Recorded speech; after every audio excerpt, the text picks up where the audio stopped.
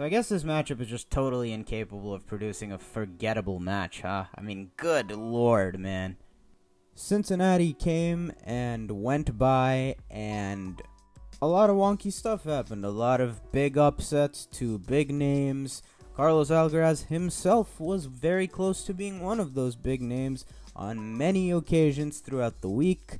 But somehow, someway, we made our way to finals weekend with the dream matchup of Djokovic Alcaraz to square off for the fourth time and third time this year.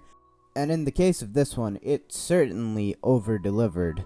You look at the form of both guys going into this one, and this is far from a match you would have expected to potentially, arguably, immediately top the Wimbledon final they just put forth. But that's certainly a case to be made. Another match of the year contender between these two. To me, that felt a lot like the 2012 Australian Open final packaged into a best-of-3 match. And that was just a special, special final. Probably the best Cincy final, at least of my time, in my hometown tournament out there in Mason, Ohio. And to one Mr. Novak Djokovic, as he so often has, he finds that little extra bit to get over the finish line.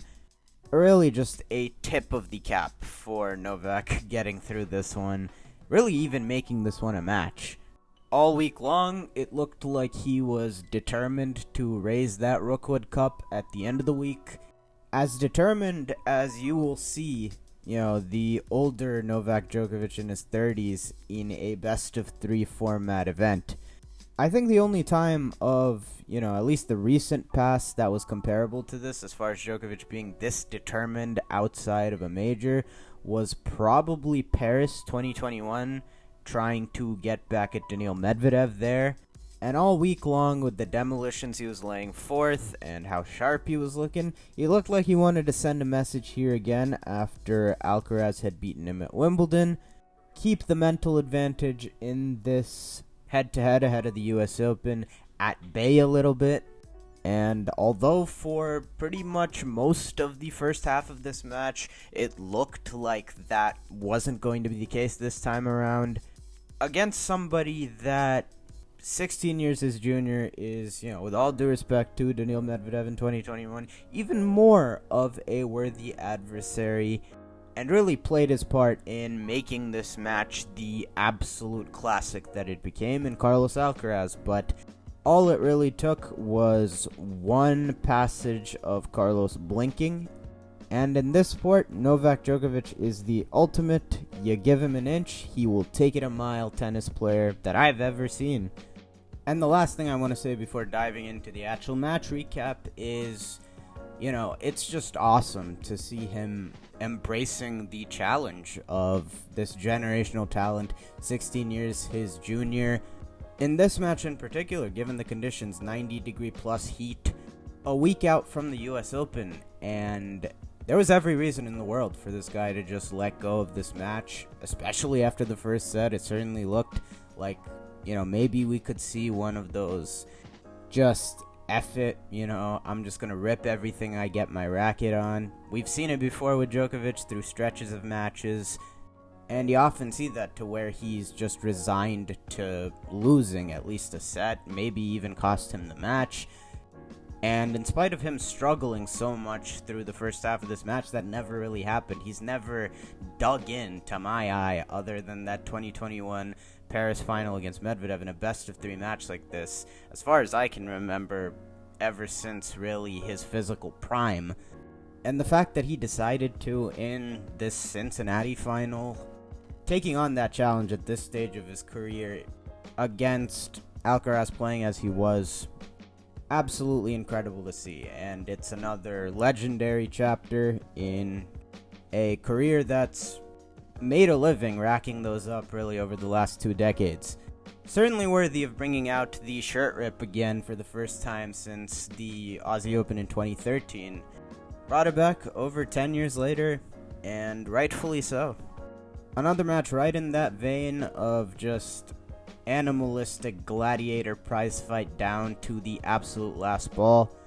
So as far as the actual match goes, both in real time watching it as well as in rewatching it, in a vacuum, I would not say the first two sets definitely were, overly excellent quality tennis.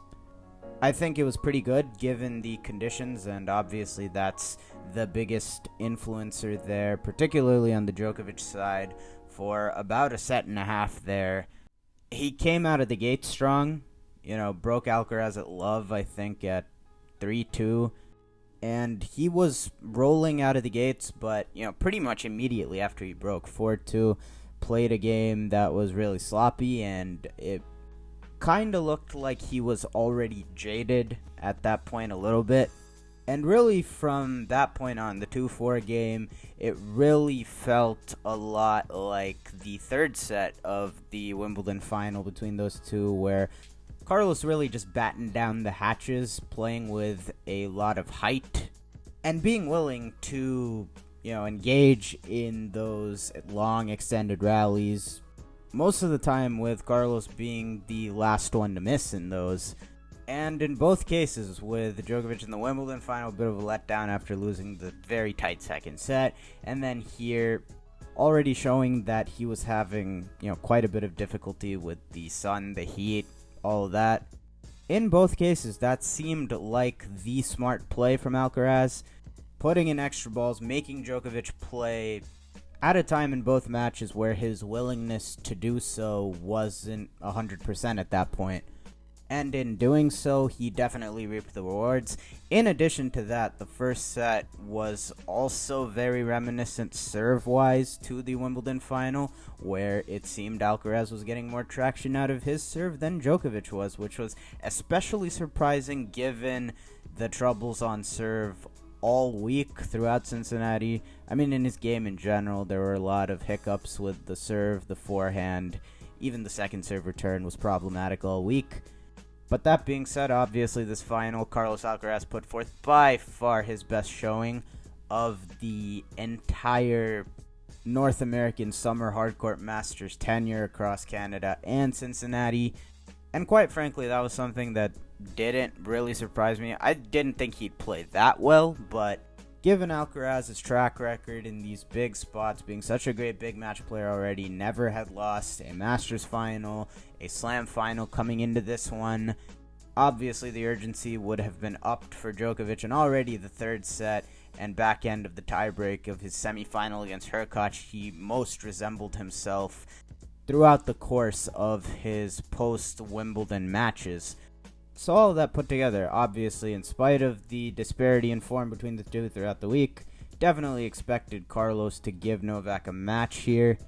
And again, throughout the back end of the first set, first half of the second set, it looked like that youth was, really winning out. Carlos surged through the back end of that first set.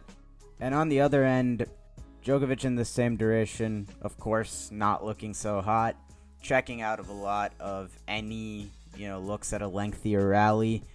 Really bizarre game from him to get broken at the beginning of the second set. I think it was at 1-1.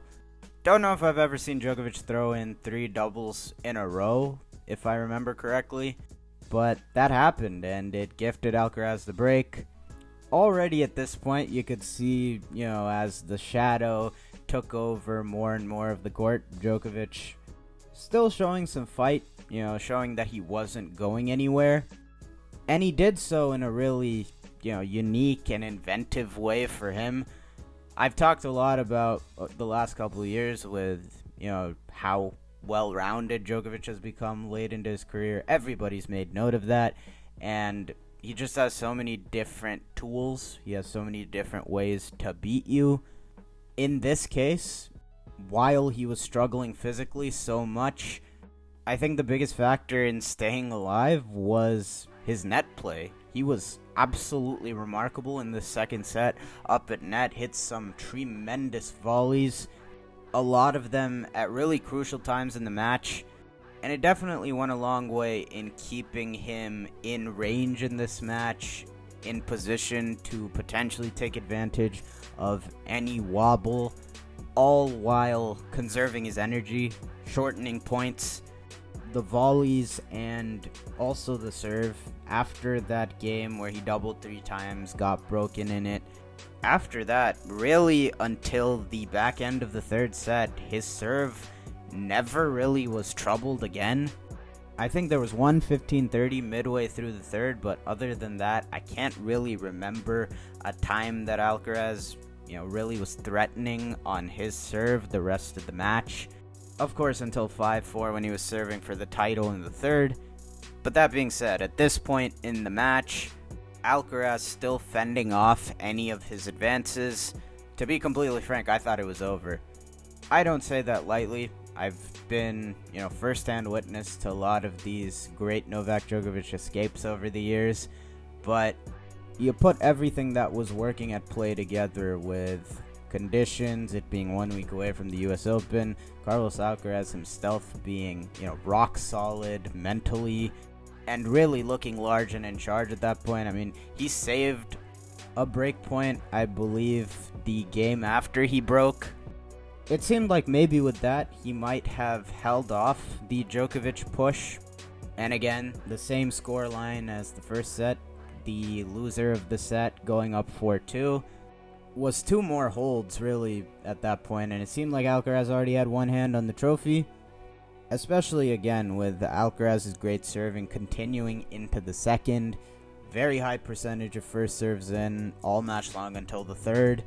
I mean, both sets 1 and 2, Alcaraz was landing over 70% of his first serves, winning at least 70% of his first serve points.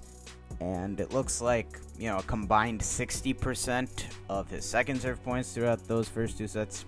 Granted, he wasn't hitting that many second serves, at least relatively speaking. But anyways, this 4-3 game, obviously Alcaraz blinked. Really, really poor game from him. At least 3 unforced errors in there. And again, you give him an inch, he'll take it a mile.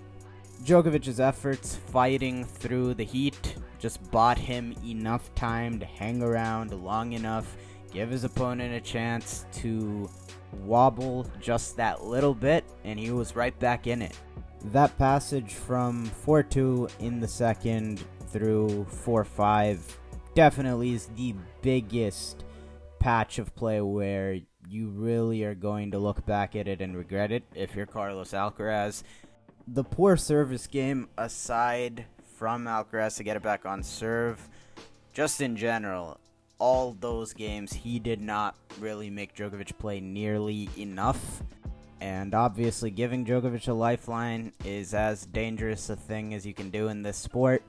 To Carlos's credit, after that, even with Djokovic re-engaged for the remainder of the set, he really did make Novak earn it.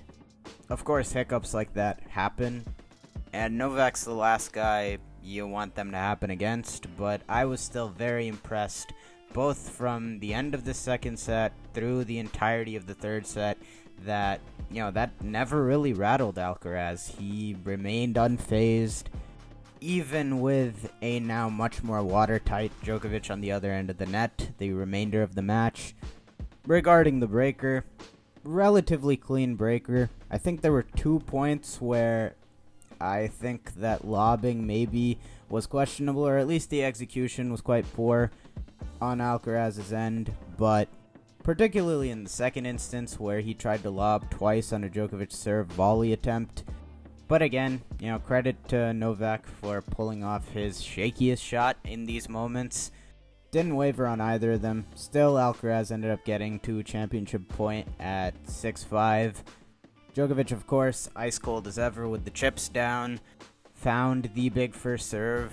In a tournament where, honestly, between the semi and the final, a lot of these big spots, his first serve did completely desert him, but he found it that time, set up a pretty commanding 1-2 that won him the point. 6-all, again, some terrific volleys from Djokovic. Off a serve volley, tremendous pickup. Alcaraz really dipped the return, but on the ensuing pass attempt by Carlos, the line was wide open. Obviously, hindsight is 20/20. He still hit a cross-court pass that had quite a bit of heat on it. Novak held his ground, absorbed the pace, bunted it up the line, and it was just good enough. Couple of cagey points after that, but nonetheless, Djokovic found himself to a set point this time on his serve at 8-7. Really, really lengthy rally to finish the set. And again, the way that it ended is another, very minor gripe, I guess you could call it, I had with some of the decision-making from Alcaraz. Mainly that being, if you're going to go for a point ender, or if you're going to try and rip it, you might as well have gone up the line rather than cross. This mainly pertaining to the backhand. The super lengthy point, a lot of slices thrown in there back and forth, ended with Alcaraz teeing off on a cross-court backhand attempt that found its way into the net, and that was a thing on a lot of key points here. Really spread throughout the course of the match, but I felt like too often Alcaraz got it baited a bit into just going back and forth cross with Djokovic, and, if you're trying to extract a weaker response or a short ball, the forehand probably would be the wing to go at. And even with a ball like the one that he was going for at the end of the set, if you're gonna go for a winner and unload on it, you would think the better play would be going up the line. Djokovic was gonna be right there on a lot of those errors, just camping out on his backhand side. But again, hindsight is 2020. Obviously, all of that is easier said than done. It's all split-second decisions. But under the third set, this was the one A+ set out of this match. Absolutely terrific stuff from both guys, particularly Djokovic. This was far and away his best set of the match. As for Alcaraz, this was just a super, super ballsy set he played to extend it as far as it was. His first serve percentage, which was in the 70s throughout the first two sets, dipped to, I think, 55-ish% in the third. Perhaps that was a product of, Djokovic being that much sharper and him feeling like maybe he had to go for more at that point. Although I will say that as far as serve return stuff is concerned, Alcaraz gets away with as low pace a first serve as I think I've ever seen against Djokovic consistently, going back to their first ever match. I don't even necessarily think it's a bad thing. Those kick serves have been remarkably successful in this matchup for him. But it's just kind of crazy to see. He'll be putting in some of these first serves at under 90 miles an hour. And a lot of the time they've set him up for, some really great looks off of them. But that side note aside, really from the jump in this third set, the Alcaraz serve was under the cosh. Djokovic, he was just completely locked in. And Alcaraz, for all his heroics here, it did seem, especially at the end of the match, like all the tennis that he had played throughout the week finally ended up catching up to him. Still incredible that he had it in the fuel tank to push this match as far as he did. But it definitely was Djokovic the fresher of the two in the decider. And I've got to say, Djokovic alluded to this after the match as well. The amount of resistance, in spite of just about everything starting to swing in Novak's favor, very reminiscent of Rafa. Alcaraz in this third set just dug within the depths of everything he had and really just refused to yield. Just going through his service game, got out of a love 30 to hold in the first game of the set, had to save 2 break points to get to 3-2. Obviously, as I noted earlier, the 3-2 game returning was the only real pressure Alcaraz had put on the Djokovic serve, with a 15-30 half chance. Other than that, Djokovic just about impenetrable on serve after initially getting broken in the second, through, of course, when he served for the title in the third. Then the game Alcaraz finally got broken at 3-all. Saved 4 more breakpoints before the unrelenting Djokovic pressure finally paid off. 2 more breakpoints saved at 3-5, them being championship points, obviously. One with an incredible volley off of Another one of those kickers that he serve volleyed behind, as good as a winner. Djokovic sent the lob long. And then, of course, the second championship point was absolute craziness. Alcaraz sent up a really deep, moonballish lob off his backhand that Novak couldn't really do much with. Hit a dropper. Dropper had a bit too much air. Djokovic got there. Got Carlos on the defense. Still, Carlos able to put a pretty good pass in play off the backhand. Met with a pretty good volley by Novak. And Alcaraz still there. A running bunt up the line. Got out of that game, and then, of course, the 5-4 game with Djokovic serving for it. A little bit of a tight game from Djokovic, but still insanely clutch from Alcaraz again. Mentioned earlier in this game, I think that Djokovic just couldn't find the first serve. If I'm remembering correctly, I think he doubled twice in this game. At least once, I can guarantee. But Djokovic himself in this game dug out of a 15-40 early. And again, there were so many times where I felt like Novak might have finally imposed his will more just that little bit, especially, I think, to bring up his 4th championship point. Alcaraz rushed the net midpoint, hit a really good deep volley to the Djokovic backhand, and he really found the only angle and space that could have passed Alcaraz here. Just an absolutely ridiculous shot, and of course it was followed up with one more barrage from the Alcaraz forehand, ending with a monster forehand up the line to save the 4th championship point. The break point that Alcaraz finally converted, he just threw up an absolutely just mind-defying lob off of a Djokovic forehand that he hit off of a really good first serve that would have put him in pole position to win the point against 99% of guys. But somehow Alcaraz tracked it down and his lob landed just inside the baseline. As good as reset the point, and Djokovic missed the overhead from the baseline. But still, we had yet another violent twist in the plot. Even on the few occasions where Novak Djokovic will wobble in these clutch moments, how many times have we seen him just reset in a flash and boomerang break like it never happened? It looked exactly like we were headed that way. Djokovic raced out to a 15-40 in the next game, and yet again, Alcaraz just refused to yield. After saving 4 break points in total in this 5-all game and enduring 4 more deuces, somehow Alcaraz got this to 6-5, and we might as well just pick it up from the tiebreak. I think that 1-0 point, damn near like 30 strokes, I want to say, super long rally. That's finally where I think the wear and tear from the week manifested. Of course, maybe the little show of anger that Alcaraz had, I think, after he got broken in the third, where he slammed his palm against the couch seat that they sit on between changeovers, might have also been a factor. But he pretty much checked out of that rally with his right hand seeming to cramp up. Hit what was a two-handed forehand that was, nowhere close to making its mark. I don't really know if Djokovic was paying attention to this, because it didn't seem like he really went after or exploited, the vulnerability there on the Alcaraz forehand from that point. Tiebreaker somehow got from 3-0 to 3-all. But unfortunately, the hand cramp kind of persisted through the rest of the tiebreak. Even still, it turned out to be a pretty competitive tiebreak, got to a 4-all, but Novak ultimately able to see it through. Cap off another epic. Certainly a statement win ahead of the US Open.